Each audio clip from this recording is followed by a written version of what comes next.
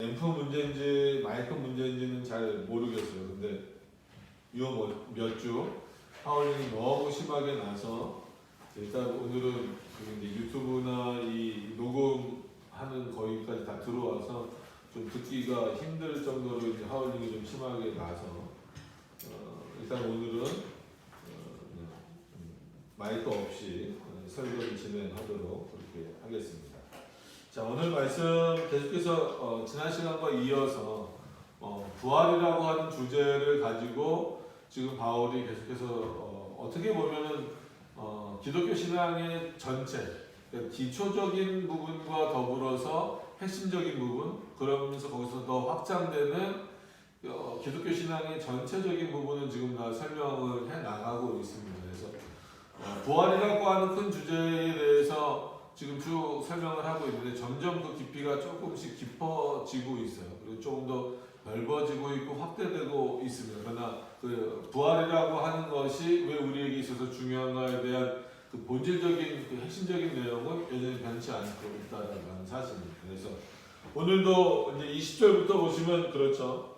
그러나 이제 그리스도께서 죽은 자 가운데서 다시 살아 잠자는 자들의 첫 열매가 되셨도다. 그래서 여기서는 일단 우리가 문장을 해석하거나 이해하는데 어디에 좀 중점을 두느냐 거기에 따라서 좀 해석이 달라질 수 있지만 그렇기 때문에 더 중심을 줘야 되는 것은 단순히 잠자는 자들을 위해서 살아나셨다 이거보다도 그들의 첫 열매가 되셨다라는 차원입니다. 그래서 궁극적으로 우리가 이해하는 데 있어서 열매라고 하는 것은 어떤 결과물이잖아요. 그랬을 때 그리스도가 죽은 자들을 위하여서 그러니까 여기서 이제 잔다라는 표현은 지난 시간에도 언급드린 것처럼 실제로 이렇게 그냥 피곤해서 자는 게 아니라 먼저 죽은 자들을 표현하고 있는 거죠.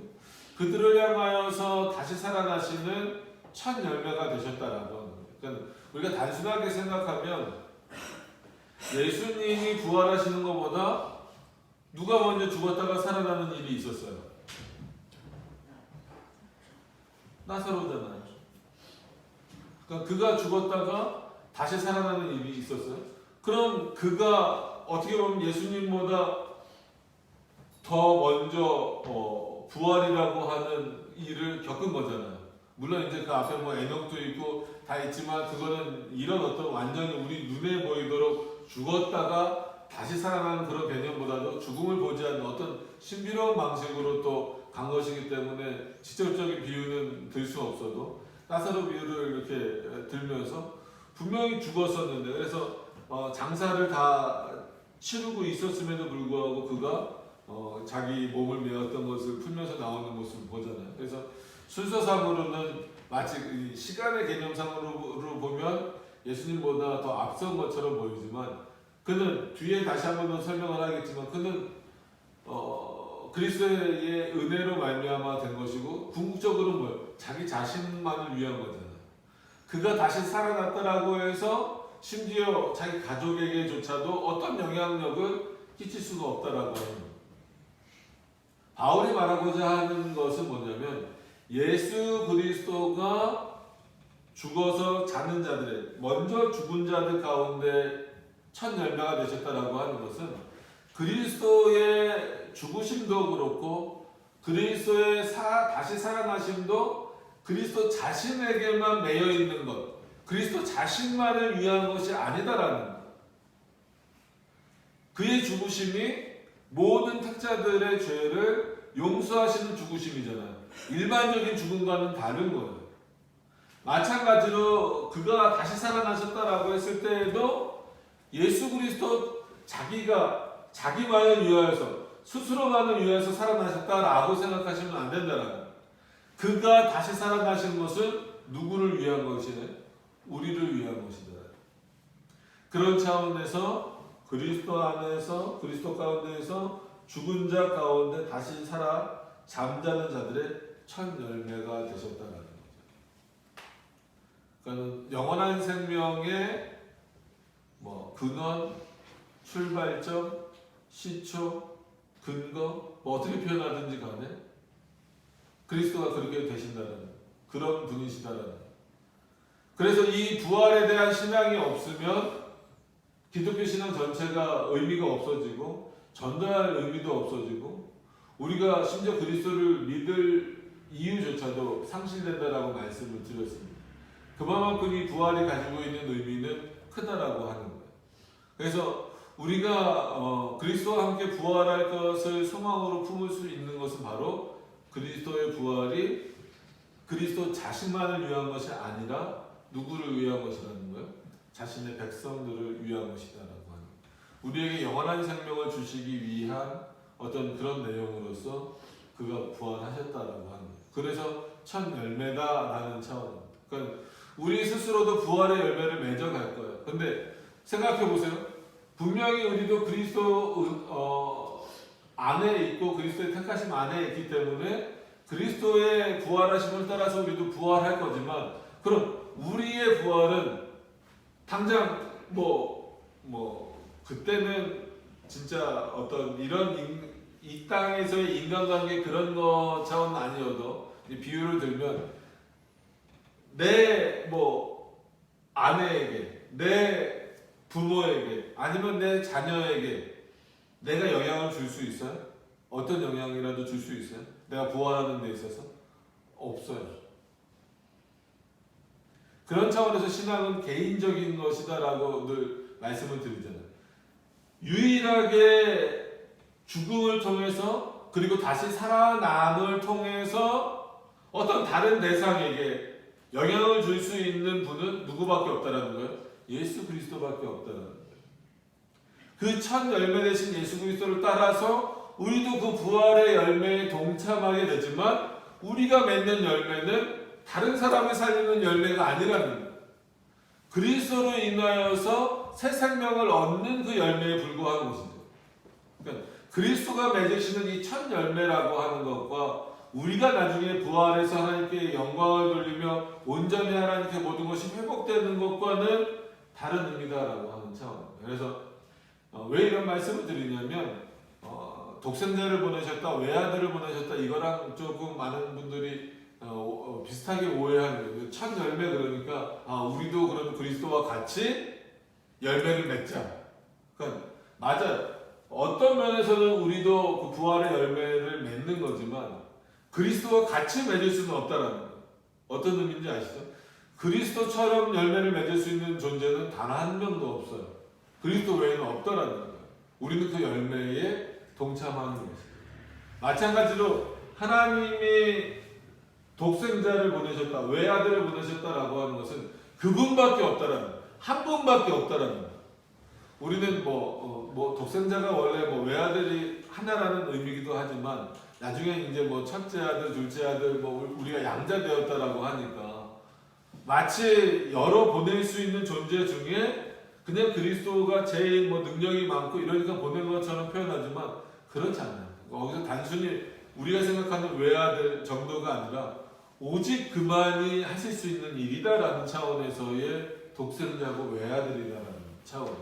그러니까 어느 순간부터인가 늘 말씀드리는 것처럼 중보기도라는 용어를 쓰기도 하고 심지어는 이제 마치 다른 구원의 길이 있는 것처럼 표현하는 것이 기독교 안에 점점 들어오면서 독생자 그리스도에 대한 어떤 그런 사고들, 중보자 그리스도에 대한 사고들이 오해되고 이렇게 약화되고 있는 그런 것처럼 부활에 있어서도 아예 부활을 믿지 않든지 아니면 마치 내가 부활할 것이 그리스도의 부활과 마치 동일한 것처럼 이렇게 생각하는 그런 경향들이 이때부터 있었기 때문에 그렇다라고 합니다. 우리는 부활의 첫 열매 되신 그리스도 안에서 그 부활에 동참하게 되고 참여하게 되는 그 은혜를 누리는 것이지 다른 첫 열매를 맺는 것은 아니다. 똑같은 열매를 맺는 것은 아니다라고 하는 것을 반드시 기억하셔서 우리가 부활할 수 있는 모든 근거는 누구에게서만 찾을 수 있어요? 오직 예수 그리스도에게서만 찾을 수 있다라고 합니다. 왜 이런 말씀을 드리냐면 이 정도만 해도 충분한 설명은 되지만 이해를 돕기 위해서 예를 들어드리면 예수 그리스도 이후에도 우리나라만 하더라도 천국 보고 왔다, 그 사람들 죽었다 깨났다 이런 경우 많잖아요. 그럼 마치 그가 예수인 것처럼, 예수님이 부활하신 것처럼 천국을 보고 왔대. 그러다 보니까 누구의 말에 더 신뢰를 하는 거예요? 하나님의 말씀보다, 이미 기록되어진 이 성경 말씀보다 그런 사람들, 무언가 신비로운 것에 체험한 사람들의 말을 더 듣게 돼버린다는 거예요. 이런 일들이 역사 가운데에서 비일비재했다라는 거예요.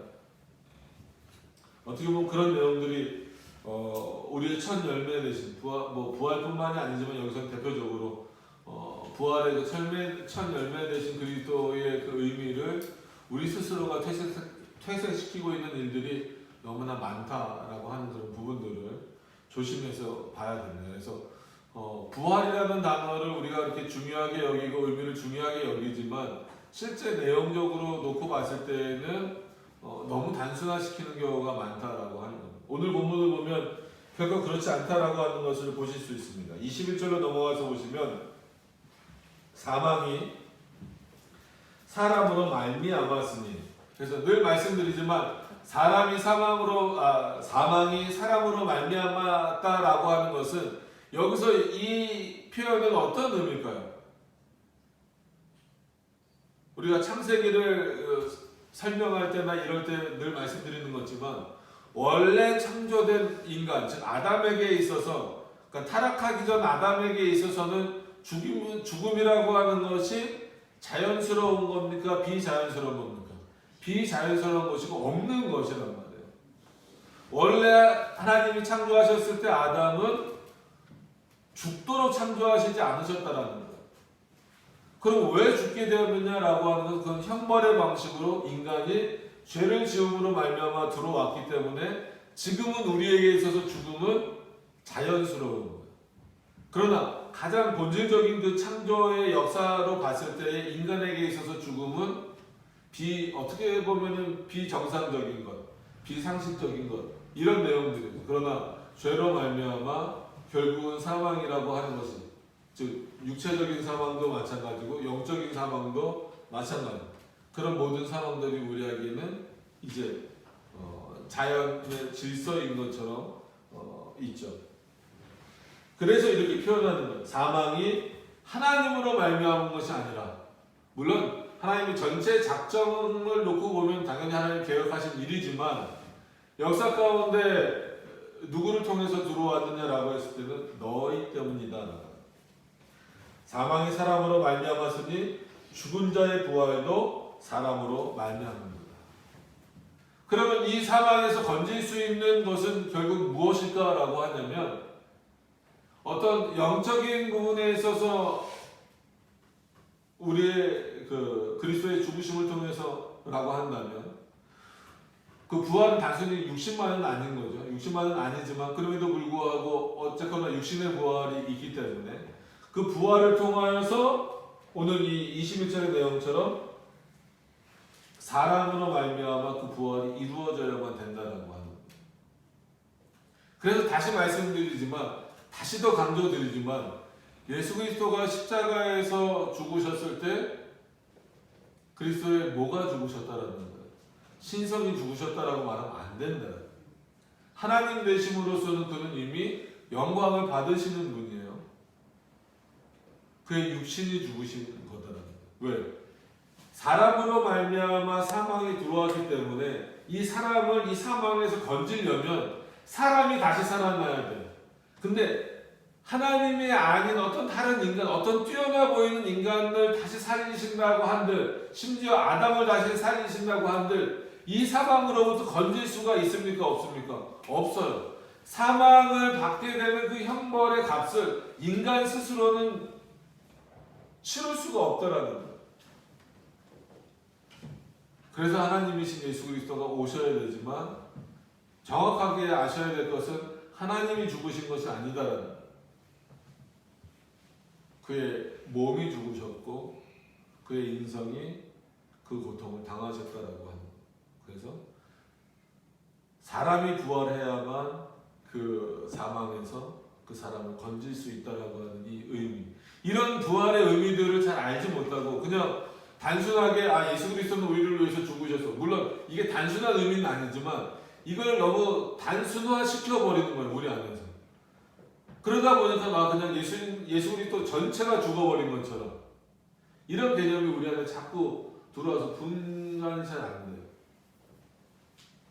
22절로 넘어가서 보시면 아담 안에서 모든 사람이 죽은 것 같이. 그래서 아담이라고 하는 사람은 어떻게 비유가 됩니까? 선과 악을 알게 하는 나무 열매를 따먹음으로 말미암아 자기만 죽은 게 아니다라는 거예요.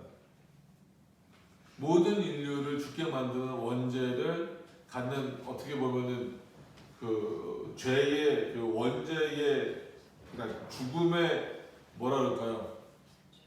원조를 갖고 있는 거죠. 근거를 이렇게 시작을 해버린 거죠. 이런 부분들을 생각하시면서 보셔야 돼요. 아담으로 말미암아 모든 사람이, 그 이후에 태어나는 모든 사람이 죄 가운데 있게 됐다는 거예요. 그래서 뭐 이제 다른 성경에서는, 그러니까 오늘 본문의 다른 성경이 아니라 이제 다른 이제 성경에서는 둘째 아담으로 그리스도가 표현되잖아요. 아담 안에서 모든 사람이 죽은 것 같이 그리스도 안에서 모든 사람이 삶을 얻으리라. 그래서 여기서 이 모든 사람을 어떻게 이해할 것인가에 대한 부분입니다. 그래서 아담 안에서 죽은 모든 사람은 당연히 모든 인류입니다. 말 그대로 택자와 유기자를 구별하지 않는 모든 인류를 다 포함하는 거예요. 그래서 간혹 택자는 원죄에서 마치 자유로워진 것처럼, 그거는 아담의 죽음으로부터 택자들은 빠졌다라는 것이 아니라 그리스도의 죽으심으로 말미암아 우리의 원죄와 자범죄가 용서되었다라는 차원에서, 그로부터 사함을 얻었다라는 차원에서 그 원죄로 말미암아 우리가 죽게 되지 않았다라는 그 차원으로 이해를 해야 되는 거죠. 그러니까 그 죽음은 육신적인 죽음이 아니라 지옥에 가게 되는 그 죽음을 말하는 거예요. 그러나 우리는 택자와 유기자를 구별할 수 없이, 구별할 이유가 없이 모든 인류는 다 아담 안에서 타락했다라고 하는 거예요. 그 죄를 가지고 태어났다라고 하는 거예요. 그럼 그런 자들 중에서 그리스도 안에서 모든 사람이 삶을 얻는다라고 했을 때, 이 모든 사람을 모든 인류로 확대시켜 버리면 결국은 이게 만인구원설이 되어버릴 수밖에 없어요. 그래서 여기서 말하는 모든 사람은 결국 신학적 해석이 들어가야 될 수밖에 없죠. 누굽니까? 택자들. 그리스도 안에서, 그러니까 사망은 아담을 통하여서 모든 인류에게 주어진 것이지만 그 부활을 통한 생명, 그러니까 이해를 잘 하셔야 돼요. 그리스도가 부활하셨기 때문에 모든 유기자들도 부활하는 것은 사실이에요. 근데 그들이 다시 살아난다는 의미를 쓰지, 그들에게 부활이라는 표현을 잘 쓰지는 않는다는 거죠. 뭐 쓰기는 하긴 하지만, 그러나 영생을 얻는 차원에서 그들도 영원히 살아요. 지옥이 없어지지 않습니다. 영원히 살지만 그들에게 영원한 생명이라고 부르지 않잖아요. 그리스도 안에서 누릴 수 있는 생명이 없기 때문에 그래요. 그러니까 이런 부분을 잘 우리가 이해를 하셔야 돼요. 부활한다. 그러면 우리는 생각할 때 그리스도를 믿는 자들만 부활한다라고 생각하는 경우가 상당히 많아요. 그렇지 않습니다. 누구도 다 부활해요. 믿지 않는 자들도 다 부활합니다. 그런 의미에서 보면 그들이 부활하는, 그런 믿지 않는 자들이 부활하는 이유는 뭐예요? 영원한 형벌을 받기 위한. 이미 죽은 자들이, 이미 믿지 않고 죽은 자들은 어디가 있어요? 지옥에서 형벌을 받고 있어요. 우리랑 똑같이 지금 죽은 하나님의 백성들은 천국에서 안식을 누리고 있어요. 근데 육체가 없는 상태로, 그걸 중간기라고 지난 시간에 말씀드렸잖아요. 그리스도의 부활하심을 따라서 우리도 천국에 있는, 그리고 천국에 갈 우리도 부활할 것이지만 이들도 부활할 거다라는 말이에요. 다시 육신을 입는단 말이에요. 그럼 어떤 차원에서? 형벌의 차원에서. 우리는 영생의 차원에서. 그렇기 때문에 여기서 삶이라는 것을 단순히 영원히 산다, 오래 산다 이런 개념으로 우리가 이해하지 않고 영생이라는 개념으로 이해했을 때에는 이 모든 사람은 그리스도 안에서의 모든 사람은 삶을 얻는다라는 이 내용을 우리가 어떻게 이해해야 되느냐라고 했을 때에는 택자들을 향한 부활하심. 그러니까 부활의 은총을 누리는 것, 그러니까 단순히 다시 살아나는 거하고 그리스도의 부활의 은혜를 누리는 거하고는 전혀 다른 거예요. 왜냐하면 이 지옥에 있는 자들도 부활하지만, 그러니까 다시 부활이라는 표현을 거기다 붙이는 건 좀 어색하긴 하죠. 그래서 그냥 다시 살아나긴 하겠지만 그들은 뭐가 없어요. 그리스도를 통한 속죄함이 없잖아요. 어떻게 보면은 영원한 형벌을 받기 위한 다시 살아남에 불과한 것이기 때문에 그 연결되는 그 과정이 전혀 다르다는, 우리가 부활하는 것과 전혀 다른 방식이다라는 거예요. 그래서 우리의 부활은 그리스도의 죽으심과 연결이 긴밀하게 되어져 있는 거예요. 유기자들의 다시 살아나는 것은 그리스도의 죽으심과는 전혀 상관없는 그런 차원에서 단순한 것보다도 형벌을 위한 그런 어떤 부활이다라고 하는 것. 그 차이점을 이해하시면서 보셔야 된다라고 하는 것. 그러니까 이런 부분들을 우리가 해석하는 데 있어서 그래서 교리가 필요한 거예요. 그래서 교리가 절대로 성경의 권위를 뛰어넘을 수는 없지만, 그러나 하나님께서 허락하신 이 교리의 올바른 이 교리의 권위, 그것 또한 무시돼서도 안 된다라고 하는 차원. 이 교리적 해석이 단순히 이거는 뭐 조직신학적인 해석이 아니라 성경을 해석하는 방식, 즉 교리의 방식에 어마어마한 차이를 일으키는 것이기 때문에 그렇습니다. 왜냐하면 여기다가 모든 사람이 아담 안에서 죽었기 때문에 그리스도 안에서 모든 사람이 산다라고 하면 그리스도는 모든 사람을 위해서 죽으셨어야 되고 지옥은 없어야 돼요. 모든 사람이 그리스도 안에서 사는 거니까. 그러니까 그렇지 않잖아요. 그렇지 않다라고 하는 것을, 그래서 칼빈 주석에서도 그렇고 바울도 그렇고 올바르게 전하는 거예요. 그 부활에 대해서도 단순히 예수 그리스도가 살아나셨다라는 사실도 중요하지만 그가 왜 살아나셨고 누구를 위해서 살아나셨는가에 대해서, 그가 어떤 분이신가에 대해서 올바르게 전파되지 않는다면, 선포되지 않는다라고 한다면 그 예수 그리스도는 언제든지 오해될 수 있고 말씀은 또 다시 왜곡될 수밖에 없다라고 하는 부분들입니다. 지금도 마찬가지예요.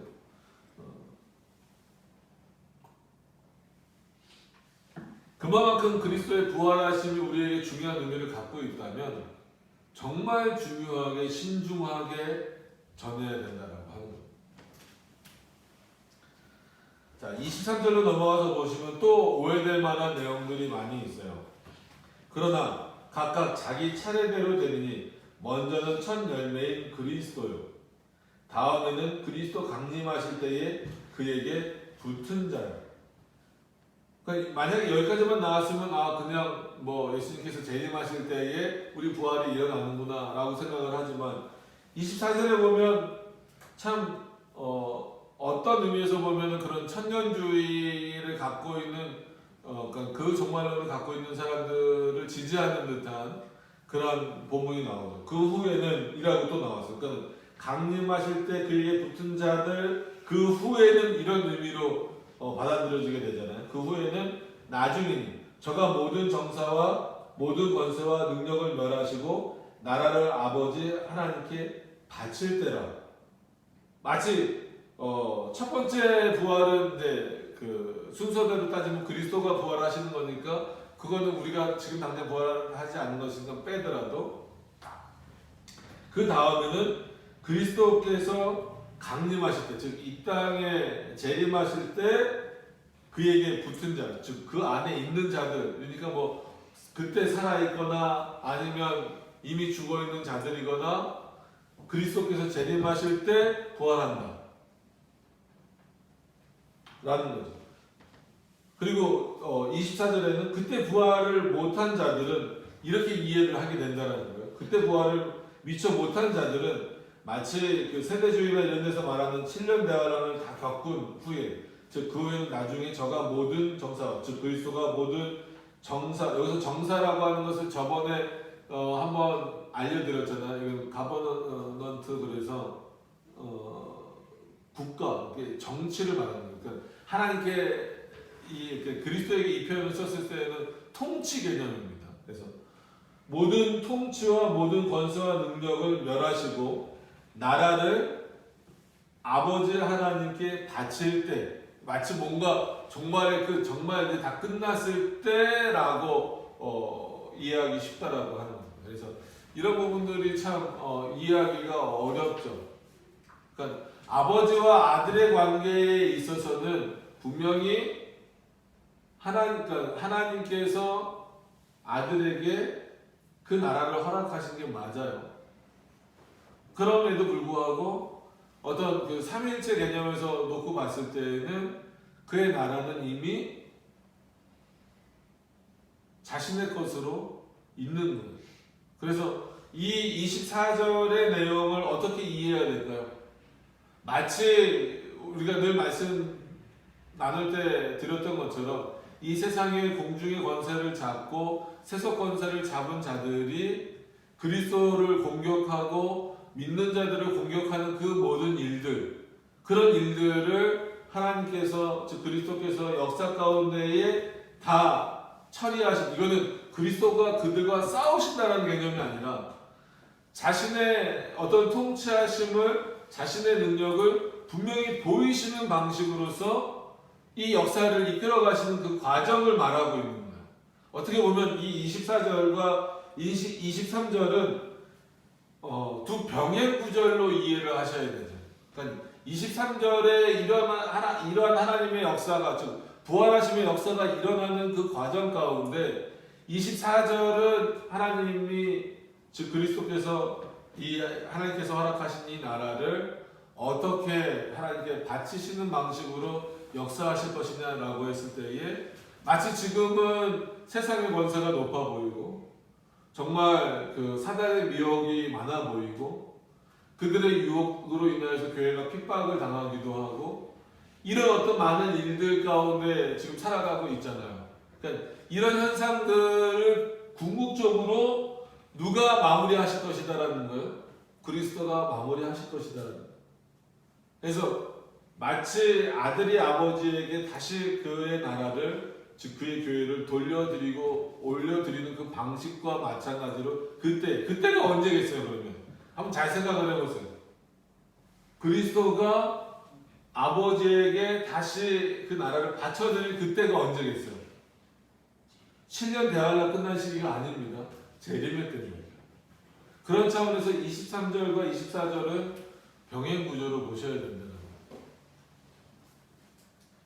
거예요. 이런 부분이 조금 어려울 수 있어요. 하나, 순서적으로 첫 번째는 그리스도고, 그러니까 그리스도가 대표고, 첫 열매라고 했으니까 두 번째는 그리스도가 이 땅에 재림하실 때고, 그리고 세 번째는 재림하셔서 한마디로 이 땅을 진짜 싹 쓸어버리시고 진짜 완전히 깨끗하게 하신 다음 아니냐라고 말하는 경우가 상당히 많이 있습니다. 근데 그런 의미로 보셔서는 안 된다라고 합니다. 그래서 여기서 늘 이렇게 아까 이제 설교 초반에 말씀드린 것처럼 뭐라 그럴까요? 이 단순히 부활의 문제만 지금 바울이 단순하게 다루는 것이 아니라 이 부활의 문제를 다루면서 그리스도가 누구신지와 더불어서 그러면 성부 하나님과 어떤 관계, 그리고 삼일체 하나님과 어떤 관계, 그의 작전과 어떤 관계인지에 대해서 전부 다 지금 설명하고 있는 부분이거든요. 그래서 그 위격적인 관계로 성부와 성자와의 관계를 놓고 봤을 때에는 아버지가 아들에게 그 나라를 주는 방식이에요. 이거를 부정할 수는 없습니다. 이게 부정돼서도 안 돼요. 그러면 그 전에는 그리스도의 나라가 아니었느냐? 그건 또 아니라는 거예요.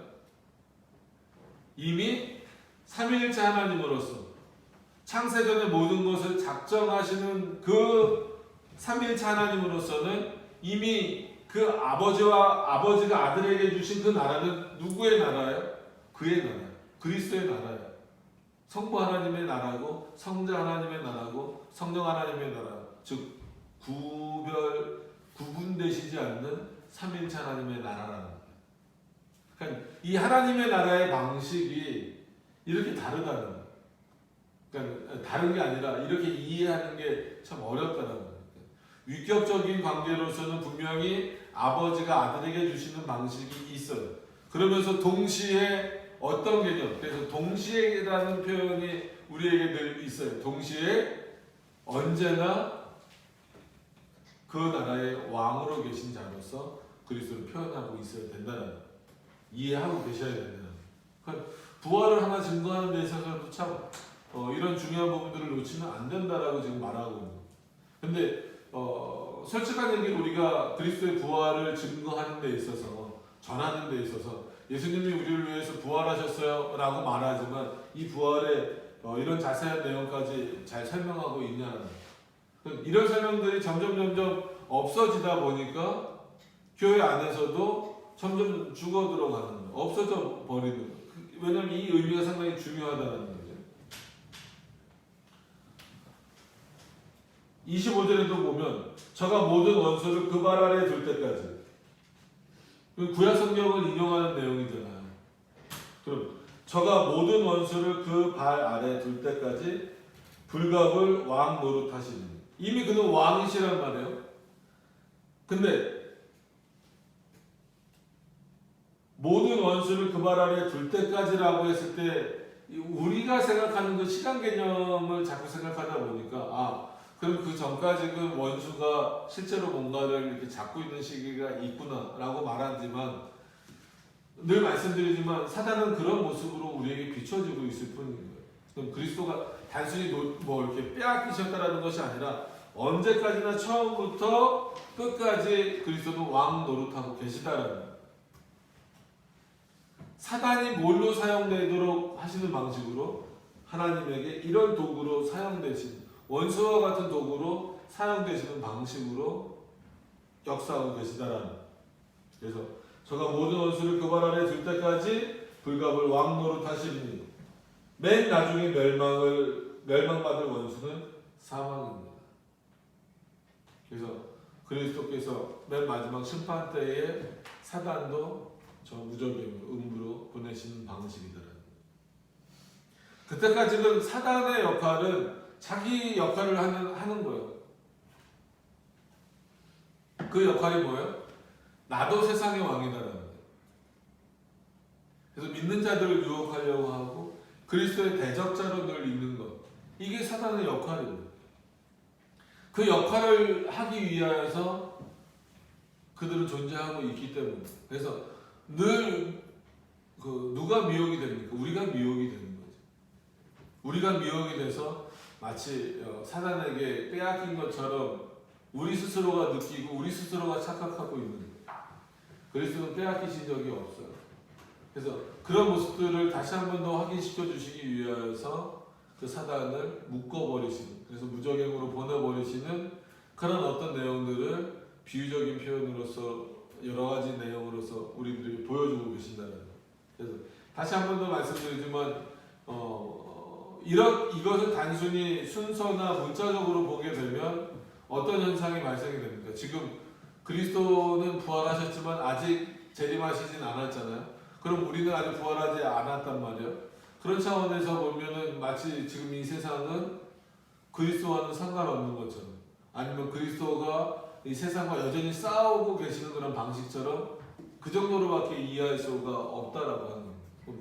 그리스도가 그렇게 될 수 있는 존재가 아니다라고 했을 때는, 왜냐하면 분명히 여기에서도 정답은 있어요. 뭐요? 아버지가 아들에게 그 나라를 주셨다라는 거예요. 근데 단순히 우리가 공중권세 잡은 자를 사단으로 말해버리면 아버지가 아들에게 주신 나라를 아들이 뺏겨버린 거예요. 그러면 아들도 능력이 없는 거죠. 그죠? 뺏긴 아들도. 그러면 예를 들어서 아버지가, 그러니까 인간적인 관계에서 아버지가 아들에게 그냥 쉽게 얘기해서 10,000원짜리를 뭘 줬다고 해봅시다. 그러면은 그 주변 불량배들에게 10,000원을 빼앗겼어요. 그러면 아들의 잘못이기도 하죠. 능력이 없는 거죠. 능력이 없는 것이기도 하지만 그거를 그냥 뺏겼으니 어쩔 수 없이라고 지켜보면 결국은 누구도 능력이 없는 거예요. 아버지도 능력이 없는 거예요. 그렇게 만들어버릴 수 있다라는 거예요. 분명히 하나님의 나라는 하나님으로부터 빼앗겨질 수 있습니까? 없습니까? 없어요. 마치 사단이 잠시 왕노릇 하듯이 그렇게 보여질 수 있는 방식입니다. 하나님이 진노의 때에, 멸망의 때에, 심판하실 때에 그렇게 허세를 부리고 있고 마치 자기 자리가 아닌데 자기 자리인 것처럼 행동하고 있었던 사단이라고 하는 그 대상을 어떻게 하시겠다는 거예요? 멸하시겠다는 거예요. 그래서 마지막 죽음은, 멸망의 마지막은 누구라고요? 원수의 사망이다. 즉 사단의 사망이다. 그래서 이 27절도 또 어떻게 보면 시편을 인용하는 거죠. 만물을 저의 발 아래 두셨다 하셨습니다. 그러니까 봐라, 어떻게 보면 우리도 잘 봐야 될 것은 뭐냐면 이런 말씀들이에요. 이 말씀이 시편 말씀으로만 넘어가면 안 돼요. 단순히 다윗을 높이거나 다윗이 하나님을 높이는 정도의 의미로만 해석되어지면 안 됩니다. 하나님이 만물을 발 아래 두셨다라는 거예요. 그러면 그 아래에서 일어나는 모든 일들은 지금 누구의 통치 영역 안에 있다라는 거예요? 하나님의 통치 영역 안에 있다라는 거예요. 그게 우리의 보기에 어떠하든지 간에 그것과 상관없이 모든 만물은 그의 발 아래에 있다라는 거예요. 이런 부분들을 놓치시면 안 돼요. 만물을 저의 발 아래에 두셨다 하셨으니 만물을 발 아래 둔다 말씀하실 때에 만물을 저희 아래 두신 이가 그 중에 들지 아니한 것이 분명합니다. 그러니까 만물을 통치하시는 자로서 계신 그 하나님께서 만물에 충만하게 역사하시고 만물 안에 계신다 이것과 상관없이 여기서는 그런 말씀이죠.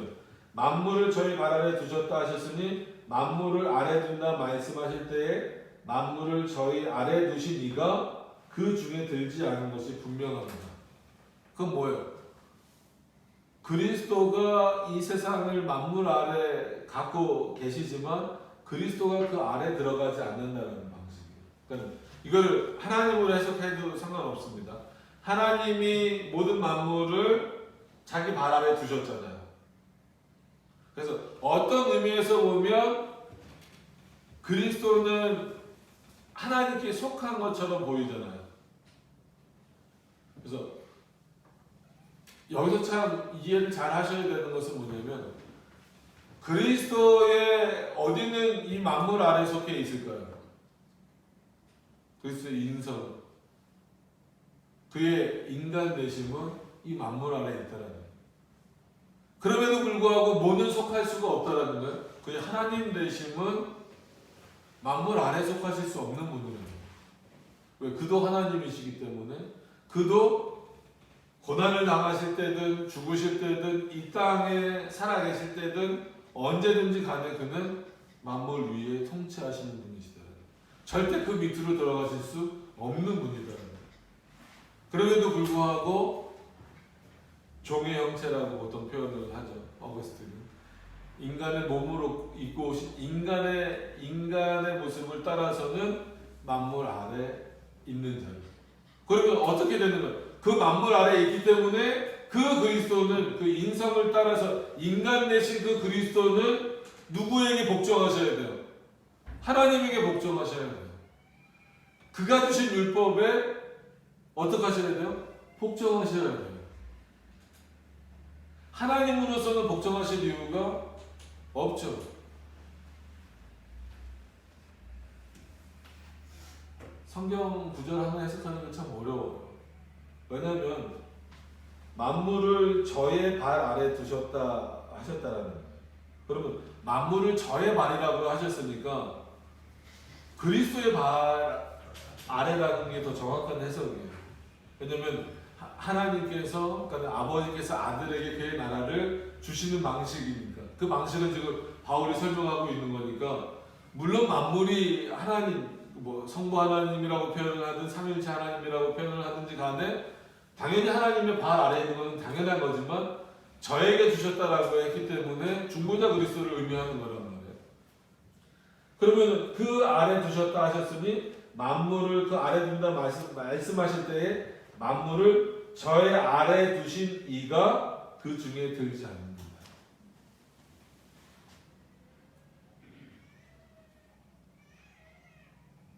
그리스도를 만물 아래 포함되는 존재로 생각해서는 안 된다. 그게 참 어렵죠. 분명히 이 땅에서 살아 계셨는데 우리와 같이 먹고 마시고 졸리시면 주무시기도 하시고 배고프면 드시기도 하셨는데 이 부분을 참 어떻게 이해해야 될까? 그리스도의 하나님 되신 결국은 삼일체가 동원되지 않으면 이 부분도 올바른 해석이 나올 수가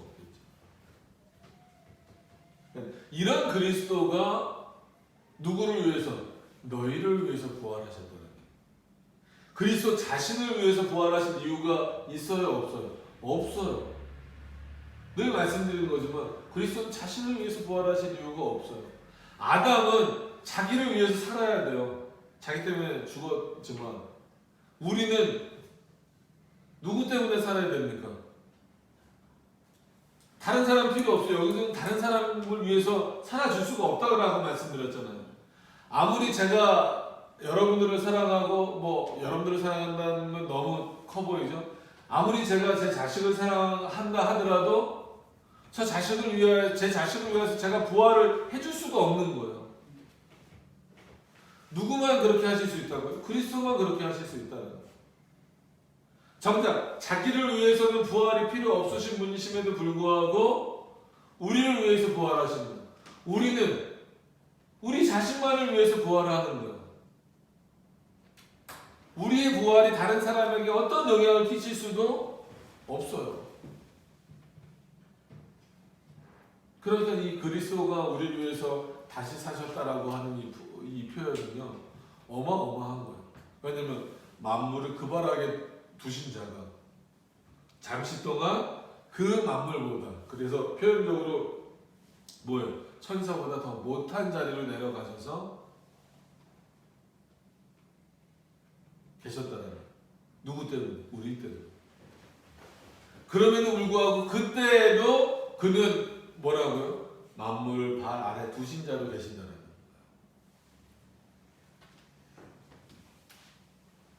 28절 마지막 부분입니다. 오늘 본문에서. 그래서 이거를 좀 써가면서 설명을 드리면 좀 더 자세할 수 있었지만 설교 시간이라 또 너무 이렇게 막 또 쓰는 건 아닌 것 같아서 쓰지는 않았습니다. 나중에 이런 비슷한 부분이 기독교 강론이나 이런 부분에 이제 나오게 되면 그때는 좀 구조를 한번 좀 설명드리면서 하겠습니다. 28절로 보시면 만물을 저에게 복종하신 때에는 아들 자신도 그때의 만물을 자기에게 복종하신 이에게 복종케 되리니. 여기서 아들이라고 했기 때문에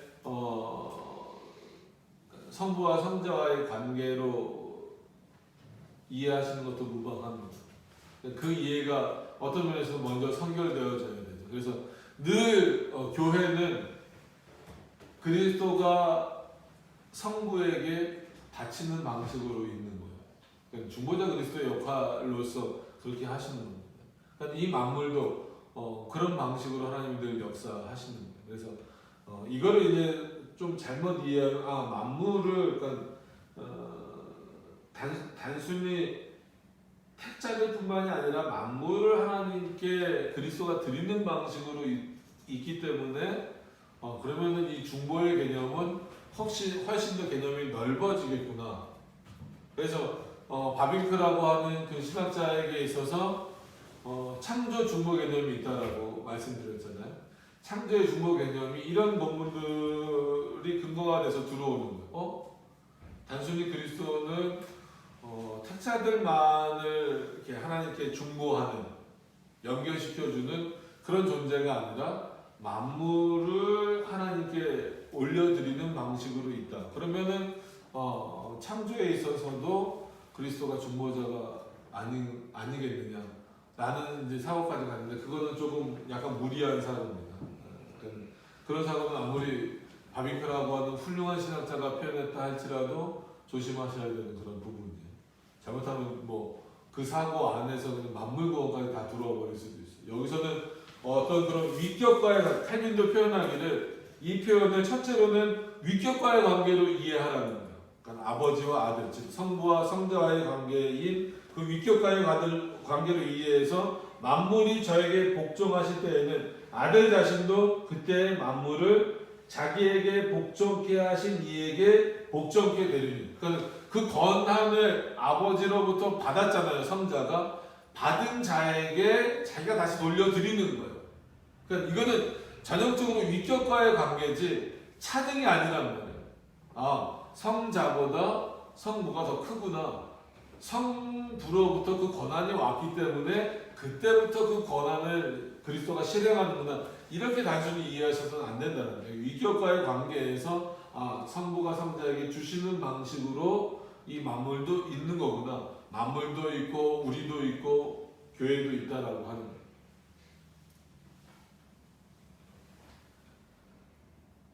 그래서 복종케 하신 이에게 복종케 되리니 이는 하나님이 만유의 주로서 만유 안에 계시려 하십니다.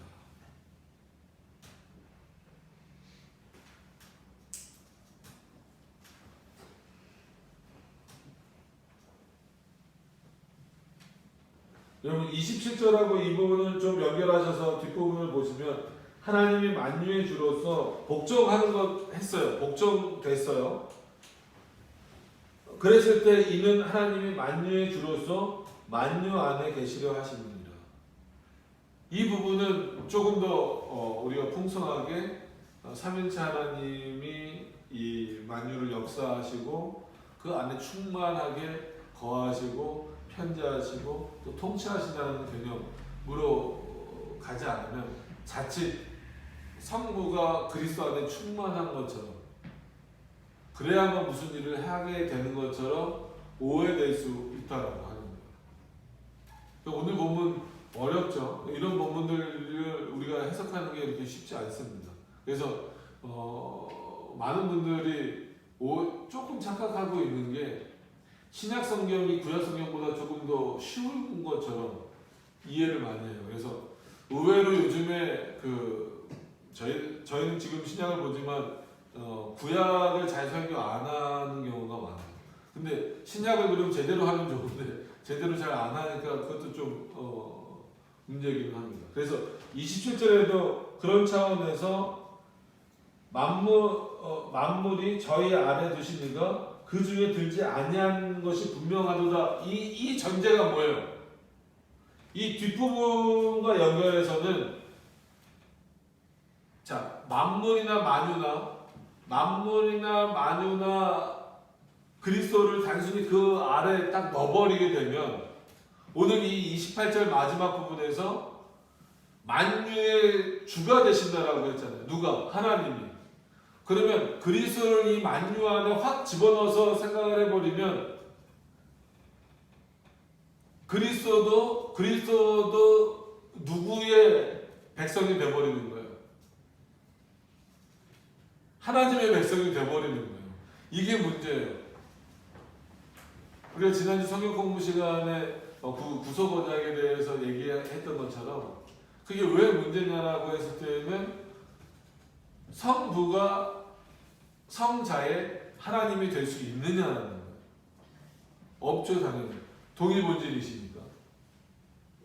그러니까 어려우셔도 그냥 들으세요. 오늘 어떻게 보면 이 표현도 그것과 좀 비슷한 내용이 있어요.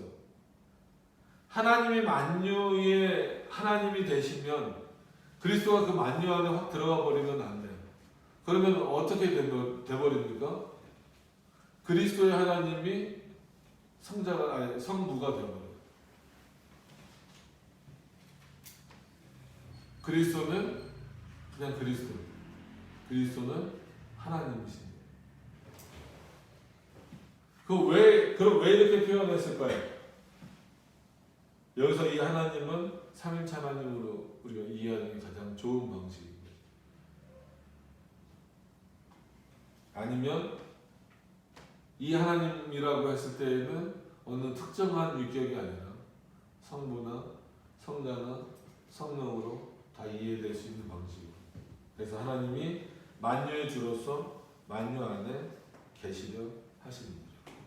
그러니까 우리는 딱 상호가 고정되어 있잖아요.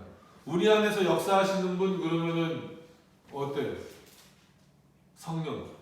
아니면 우리 안에 계신 분 그러면은 예수 그리스도가 우리 안에 계신다고 하셨습니다. 내가 너 안에 너희가 내 안에 이런 말씀이 있습니까?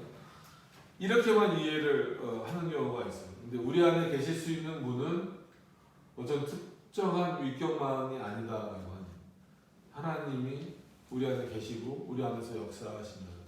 우리 안뿐만 아니라 모든 만유 모든 만물이 그렇다는 거예요. 자, 부활에 대한 의미가 여기까지 확대되고 있어요. 어떤 의미에서 확대라기보다도 부활이 가지고 있는 그 깊은 의미가 이런 내용을 다 포함하고 있다는 거예요. 결국은 여러분 우리가 부활한다라는 게 뭐예요? 하나님의 나라에 들어가는 것이고 하나님의 나라를 누리는 것이잖아요. 그것을 누리기 위하여서 누가 완성하셨다라는 거예요?